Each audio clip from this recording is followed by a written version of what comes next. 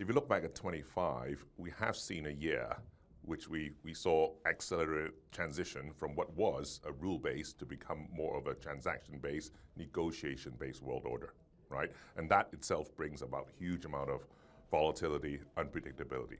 But notwithstanding that, there are also bright spots. You have AI. AI investment remains strong, and some of the promised productivity hopefully will come through. You have seen the kind of diversified trade providing a more resilient trade pattern globally, and that's a good thing. It's very important to understand, over the last, I would say, 5-6 years, China has increasingly been focusing on quality rather than quantity growth.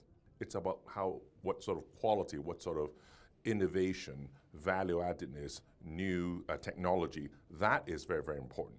Now, if you look at the 14 5-year plan into 15 5-year plan, there is a significant change in policy direction.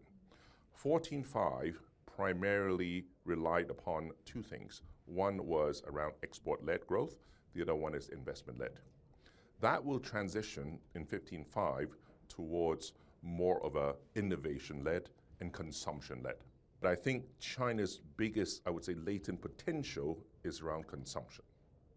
It's not on fire yet, but when you get that consumption engine growing, that could be extremely potent.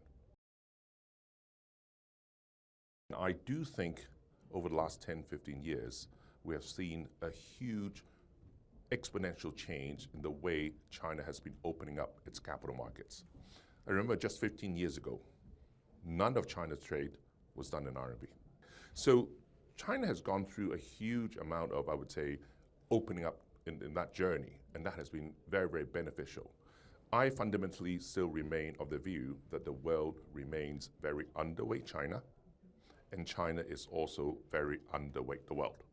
And RMB is currently in the rise in terms of usage, whether through trade, investment, and reserve currencies.